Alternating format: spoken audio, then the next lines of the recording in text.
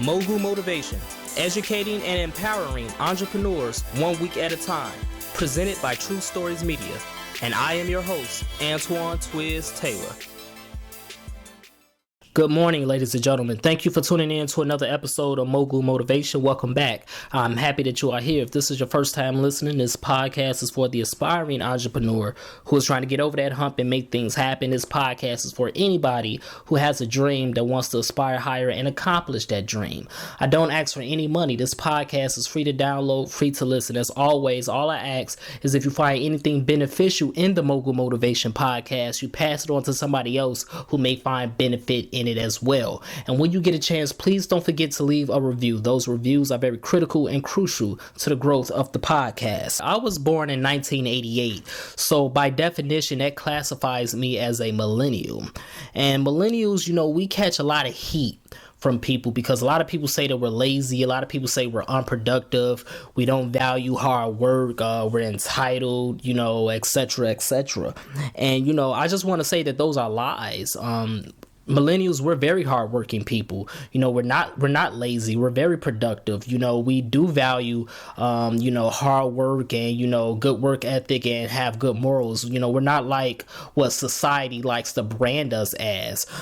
So we don't suffer from those things. And when you look at all these social media apps that we use on a daily basis, Snapchat, Facebook, Instagram, as well as a list of other technology and apps, they were all started by millennials. They're all the brainchilds of millennials. So that's not the issue with millennials. The issue that we have, and I believe is really a greater issue amongst the entire population, but specifically with millennials, is we lack patience. And you can't blame us for that because we live in an instantaneous world. All we have to do is just press a button and whatever we want can be at our doorstep and come to us, quick, fast, Uber, Lyft, Amazon Prime, all of these things, 2-day shipping. All we have to do is press a button and whatever we want will come faster to us as opposed to in previous generations. So we lack patience as a result of that, but you can't blame us because that's a society that we live in. It just affects us greater because we are the first generation to grow up in this society, right? Baby boomers and all these older generations, they didn't grow up in it. All they had was the microwave. They didn't have all of these other instantaneous gadgets and services. So yes, millennials, we do suffer from patience. That is one of our biggest Achilles heels, and it translates into our business and our career lives because, see, we truly think if we're putting our all into something, all of our blood, sweat, and tears and effort into our business, and we don't see the results that we want to see immediately, we think that we're doing something wrong. We think that it's not working. We think that that's not our calling, and that's not the case, ladies and gentlemen. We have to get rid of instant gratification. We have to understand something. No matter what, in this world, time is always going to be a factor in everything that you do. Everything that you do, time will be a factor. Father time is undefeated. You can't get around Father time. It's not going to happen. We have to find a balance between having patience and urgency. Now, what does that mean? It means that if you kick your feet up and just wait for $1 million to fall in your lap, if you're just being patient for that, it's not going to happen. But it also means that forcing things will not make it come any faster either. Urgency and patience means that you understand it's going to take years. It's going to take an X amount of years to grow your business into $1 billion brand. Okay? And during this time, you're going to be as aggressive and do everything you can and everything that is necessary to make sure that your dreams come to fruition on time. All right? So basically, you have to understand that it's going to take years for you to become this big success that you have in your head. And you can't put a number on that. Because some people, it takes 5 years. Some people, it takes 10 years. Some people, it takes 20 years. You never know when your time is going to come, but you have to understand that it's going to take time. But during that process, during these years of you building your business and, growing in your career, whatever it is that you're doing, you have to be aggressive. You have to have a sense of urgency, meaning you're not just going to lollygag. You're not just going to drag your feet. You're still going to put in the necessary work, although time is still going to pass. You still have to make things a priority to get it done. You still have to put in the work. You can't just sit up and wait for the time to pass and think that, oh yeah, you have your business and you just can do the bare minimum. No, you have to really put in work during those 5 years, during those 10 years, during those 20 years. You have to do it. So take this for an example. Say you were baking a pie, right? And you put the pie in the oven, and the pie has to be in the oven for 1 hour. But you turn the oven all the way up to the max, 500 degrees, to try to get the pie done in 20, 30 minutes. Guess what? You're going to burn the pie. You're going to ruin the pie. But if you put the pie in the oven and you put the oven at the right temperature, let's say 375 degrees, and you leave it in there for an hour, the pie is going to be perfectly fine when you take it out.